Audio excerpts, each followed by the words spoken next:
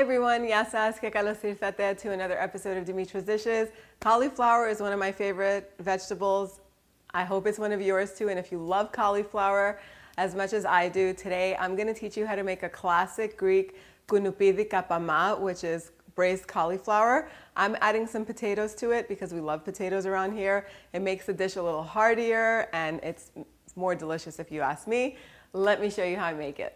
Okay, I'm gonna finely chop an onion and then add it to a large saucepan with lots of olive oil. Anytime in Greek cuisine that we make something that's vegetarian, we do go heavy on the olive oil, but you can add as much or as little as you like. The onions are gonna cook over medium heat until they're nice and soft and golden.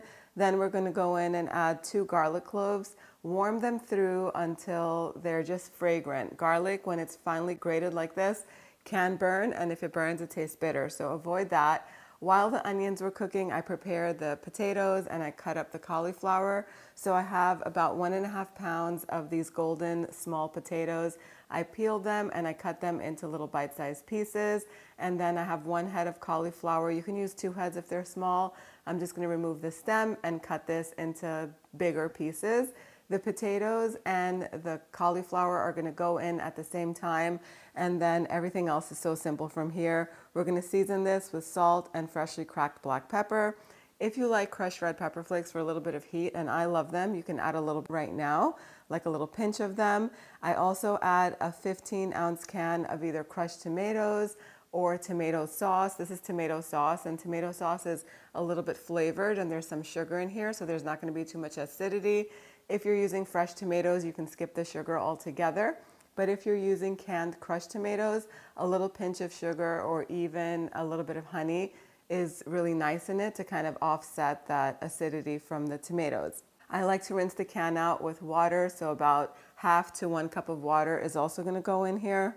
We're going to bring this to a boil, then reduce the heat to a medium, cover the pot, and let this cook for about 30 minutes or until the potatoes are fork tender. The cauliflower is going to start to almost melt into the sauce. Keep an eye on it and halfway through go in and mix it. Actually, not even halfway through. I like to go in and mix it often just to make sure that there's enough liquid in there. If the liquid starts to evaporate too quickly and the potatoes aren't fully cooked yet, you can add a little bit of water each time you go in to mix. By the end, once the potatoes are nice and soft and fork tender, usually they absorb all of the liquid, so you can't really add too much at this point. Maybe a 1/4 cup at a time, so that way you don't overdo it. Once the potatoes are fork tender, you can go in and taste everything and see if it needs more salt and pepper. You can adjust the seasoning at this time, but it's ready to serve. It's so simple and delicious. It smells amazing. You can garnish this with some finely chopped parsley. I just leave it as is. I feel like it's so rich and comforting and delicious just like this. You can serve this with Feta cheese. I like to serve this with toasted bread, and it's just delicious and ready to serve. And there you have it, the kunupidi kapama, the braised cauliflower and potato stew is ready. This is a classic Greek dish, and again, it's another example of how very simple and basic pantry staples come together to make a hearty dish. You can serve this as a main course if you want to eat something more nutrient dense and lighter, maybe meatless if you're trying to cut out meat, or if you want to get more veggies into your diet. This is so flavorful and delicious.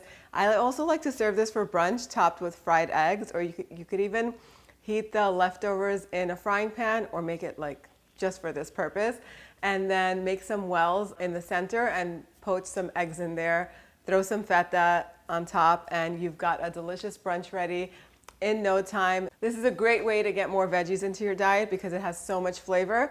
All you need is some toasted bread, maybe some feta cheese and olives, and you're good to go. I hope you guys give this recipe a try. The full printout is available on the website, dimitrasdishes.com.